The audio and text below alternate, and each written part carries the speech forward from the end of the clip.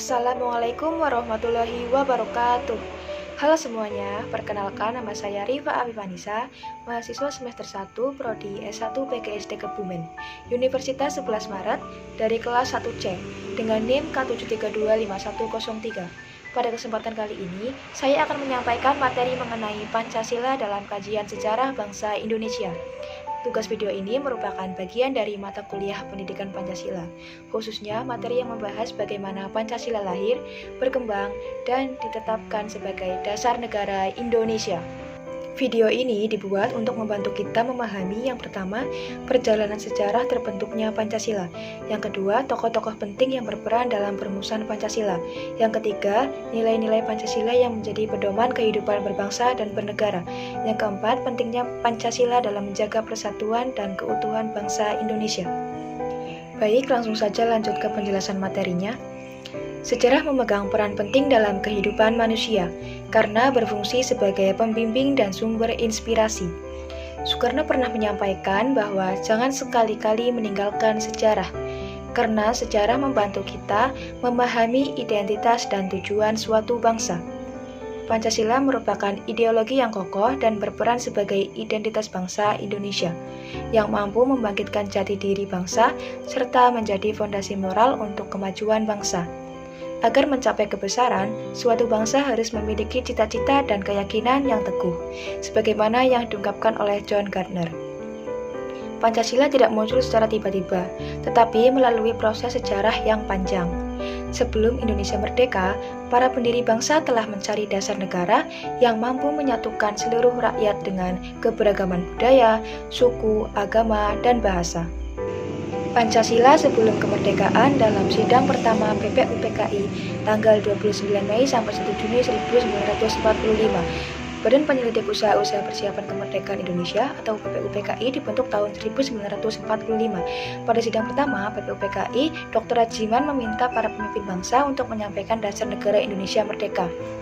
Adapun beberapa tokoh yang menyampaikan gagasannya tentang dasar negara, di antaranya adalah Muhammad Yamin, Dr. Supomo, dan Insinyur Soekarno.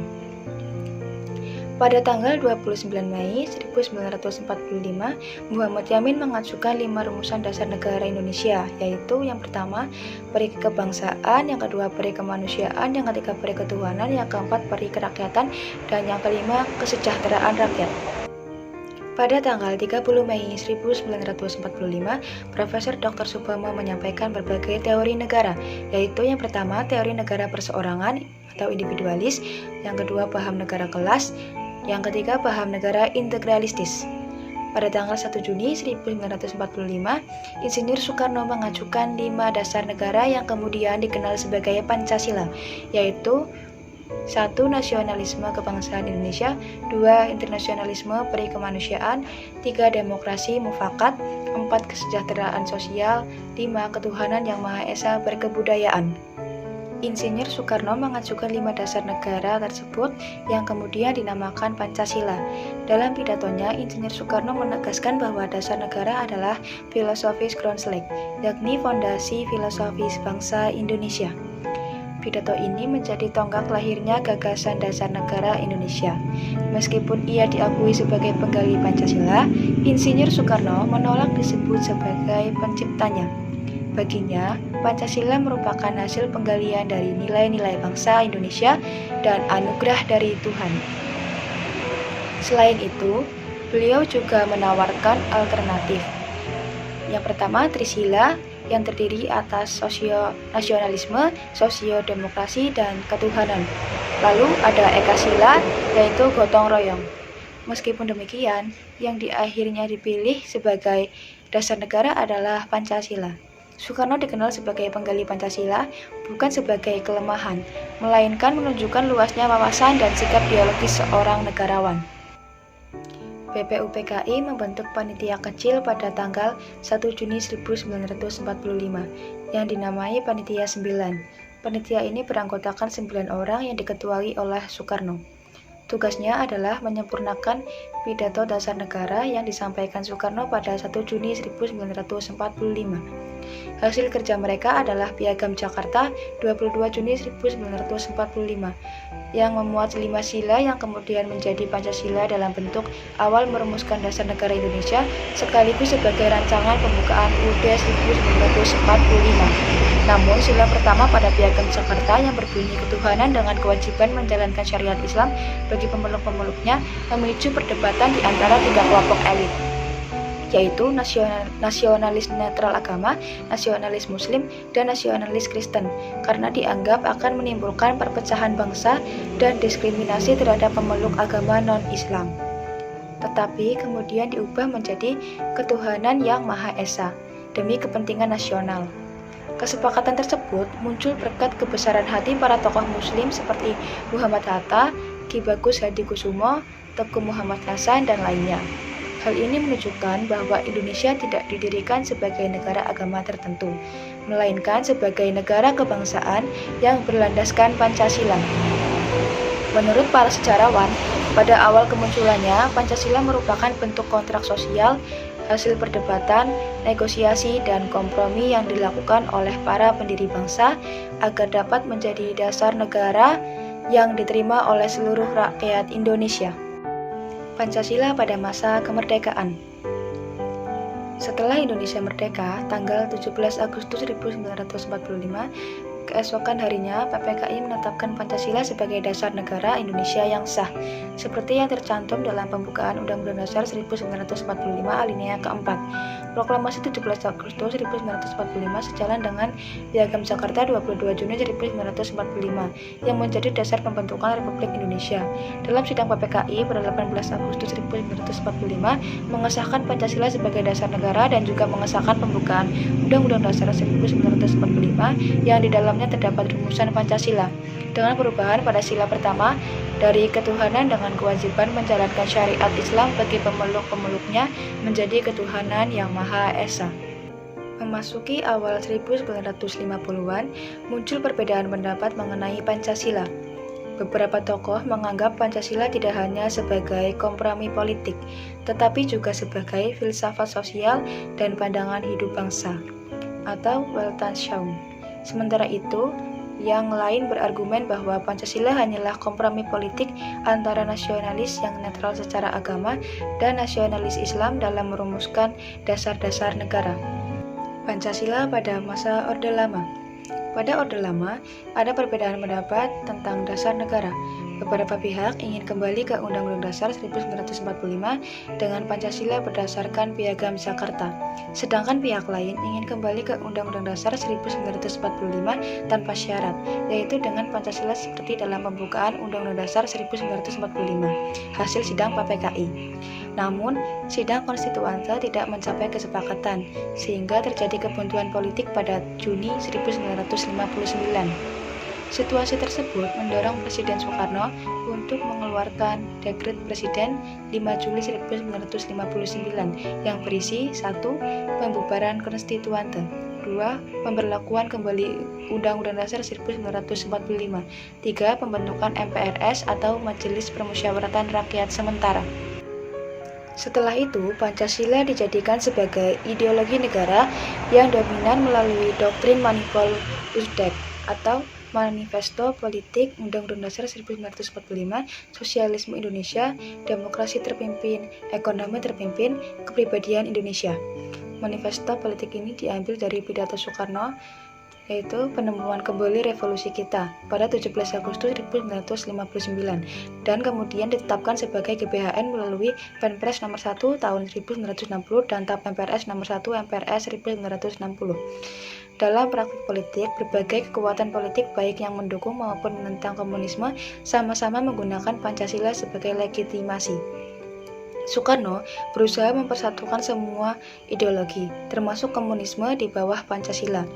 Namun, golongan anti-komunis justru menafsirkan Pancasila secara murni dengan menolak ateisme.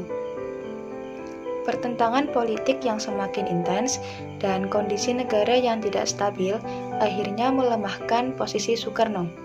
Hal ini berakhir dengan pelengseran dirinya sebagai Presiden Indonesia melalui sidang MPRS. Pancasila pada masa Orde Baru. Setelah Insinyur Soekarno lengser sebagai presiden, Jenderal Soeharto kemudian mengambil alih kendali atas negara ini. Dengan perpindahan kepemimpinan tersebut, pemahaman terhadap Pancasila mulai diperbaiki. Pada peringatan hari lahir Pancasila, 1 Juni 1967, Presiden Soeharto menyatakan Pancasila makin banyak menghadapi ujian zaman dan makin bulat tekad kita untuk mempertahankan Pancasila. Selain itu, Presiden Soeharto juga mengatakan Pancasila sama sekali bukan hanya sebagai semboyan yang dikumandangkan. Pancasila bukan dasar falsafah negara yang hanya dikeramatkan dalam teks Undang-Undang Dasar, melainkan Pancasila harus diimplementasikan. Dengan demikian, Pancasila dijadikan sebagai kekuatan politik di samping sebagai kekuatan ritual. Begitu kuatnya Pancasila digunakan sebagai dasar negara, maka pada 1 Juni 1968, Presiden Soeharto menyatakan bahwa Pancasila sebagai pegangan hidup bangsa akan membuat bangsa Indonesia tidak loyo. Bahkan jika ada pihak-pihak tertentu yang ingin mengganti, mengubah Pancasila atau menyimpang dari Pancasila, pasti akan digagalkan. Selanjutnya, pada tahun 1968, Presiden Soeharto mengeluarkan Instruksi Presiden nomor 12 tahun 1968 yang menjadi panduan untuk mengucapkan Pancasila sebagai dasar negara, yaitu 1. Ketuhanan yang Maha Esa, 2. Kemanusiaan yang adil dan beradab, 3. Persatuan Indonesia, 4. Kerakyatan yang dipimpin oleh hikmat kebijaksanaan dalam permusyawaratan perwakilan, 5. Keadilan sosial bagi seluruh rakyat Indonesia. Instruksi Presiden tersebut mulai berlaku pada tanggal 13 April 1968. Pada tanggal 22 Maret 1978 ditetapkan ketetapan disingkat MPR nomor 2 MPR 1978 tentang pedoman penghayatan dan pengamalan Pancasila atau Eka Prasetya Pancakarsa yang salah satu pasalnya yaitu pasal 4 menjelaskan pedoman penghayatan dan pengamalan Pancasila merupakan penuntun dan pegangan hidup dalam kehidupan bermasyarakat, berbangsa, dan bernegara bagi setiap warga negara Indonesia, setiap penyelenggara negara, serta setiap lembaga kenegaraan dan lembaga kemasyarakatan, baik di pusat maupun di daerah, dan dilaksanakan secara bulat dan utuh. Pada Agustus 1982, Orde Baru menerapkan Azas Tunggal yang mewajibkan semua partai politik mengakui Pancasila sebagai dasar dan pemersatu bangsa. Pada akhir 1990-an, terbukanya arus informasi global membawa pengaruh eksternal yang secara tidak langsung mengancam implementasi Pancasila oleh pemerintah Orde Baru. Gerakan demokrasi semakin vokal mengkritik pemerintah Orde Baru yang dianggap tidak transparan, otoriter, represif, korup, dan manipulatif dalam politik, termasuk kritik terhadap praktik Pancasila. Meskipun demikian, kondisi ini berlanjut hingga Presiden Soeharto lengser pada 21 Mei 1998. Pancasila pada masa reformasi. Pancasila seharusnya berperan menjadi nilai dasar, fondasi moral, dan etika bagi negara dan pemerintah, tapi sering digunakan untuk melegitimasi kekuasaan politik. Hal ini menyebabkan runtuhnya nasionalisme dan munculnya gerakan masyarakat yang menuntut reformasi. Pada masa reformasi, Pancasila seolah-olah dikesampingkan, dan awalnya tidak terlihat dampak negatif besar. Namun, seiring waktu, dampaknya semakin terasa dan merusak kehidupan berbangsa dan bernegara. Di bidang budaya, kesadaran masyarakat terhadap keunggulan budaya bangsa mulai pudar, menyebabkan kehilangan orientasi kepribadian bangsa dan kerusakan moral pada generasi muda. Di bidang ekonomi, terjadi ketimpangan dan dominasi modal asing. Di bidang politik terjadi kehilangan orientasi politik kebangsaan, dengan aktivitas politik hanya berfokus pada kepentingan kelompok dan ambisi kekuasaan, bukan kepentingan nasional. Namun, kesepakatan bahwa Pancasila menjadi dasar negara tercantum dalam Ketetapan MPR nomor 18 MPR 1998 pasal 1. Ketetapan ini tetap dipertahankan meskipun menghadapi amandemen Undang-Undang Dasar Negara Republik Indonesia 1945. Bahkan Pancasila juga ditetapkan sebagai sumber hukum. Pada tahun 2009, Direktorat Jenderal Pendidikan Tinggi Dirjen Dikti membentuk tim pengkajian pendidikan Pancasila di perguruan tinggi. Sementara itu, beberapa perguruan tinggi juga menyelenggarakan kegiatan serupa, antara lain Kongres Pancasila di Universitas Gadjah Mada, Simposium Nasional Pancasila, Wawasan Kebangsaan di Universitas Pendidikan Indonesia, dan Kongres Pancasila di Universitas Udayana. MPR RI juga melakukan sosialisasi nilai-nilai Pancasila yang dikenal sebagai 4 pilar kebangsaan, yang terdiri dari Pancasila, Undang-Undang Dasar tahun 1945, Negara Kesatuan Republik Indonesia, Bhinneka Tunggal Ika.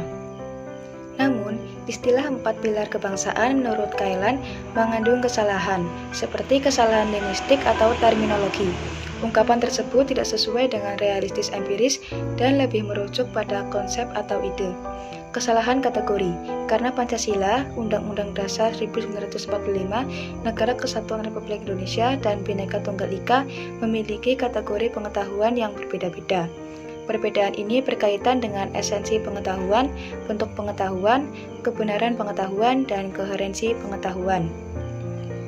Selain TAP MPR dan berbagai kegiatan untuk mensosialisasikan kembali Pancasila dalam kehidupan bermasyarakat, berbangsa, dan bernegara, Undang-Undang Republik Indonesia Nomor 12 Tahun 2011 menegaskan kembali Pancasila sebagai sumber dari segala sumber hukum negara dan dasar negara, yang terdiri dari kelima nilai Pancasila. Setiap peraturan perundang-undangan harus sesuai dengan nilai-nilai Pancasila. Pancasila sebagai dasar negara dan pandangan hidup bangsa perlu dihayati serta diimplementasikan oleh semua komponen bangsa untuk menjaga keberlangsungan Negara Kesatuan Republik Indonesia. Upaya pelestarian Pancasila dilakukan melalui pengkajian dan sosialisasi nilai-nilai Pancasila oleh lembaga pemerintah, kurikulum pendidikan tinggi yang mewajibkan mata kuliah Pancasila, Undang-Undang Nomor 12 Tahun 2012. Semua komponen bangsa harus menghayati dan mengimplementasikan Pancasila dengan berpedoman pada nilai-nilai Pancasila dan Undang-Undang Dasar 1945. Dari penjelasan tadi, dapat disimpulkan bahwa Pancasila adalah hasil perjalanan sejarah dan perjuangan panjang para pendiri bangsa, melalui hasil musyawarah dan kebijaksanaan para pendiri bangsa demi menciptakan dasar negara yang dapat diterima seluruh rakyat Indonesia. Pancasila tidak hanya menjadi dasar negara, tetapi juga menjadi pandangan hidup yang mempersatukan bangsa Indonesia dalam keberagaman. Sebagai generasi penerus, kita memiliki tanggung jawab untuk mengamalkan nilai-nilai Pancasila dalam kehidupan sehari-hari. Demikian video penjelasan materi tentang Pancasila dalam kajian sejarah bangsa Indonesia. Semoga bermanfaat dan menambah pemahaman kita tentang pentingnya Pancasila bagi bangsa Indonesia. Terima kasih sudah menyaksikan video ini. Wassalamualaikum warahmatullahi wabarakatuh.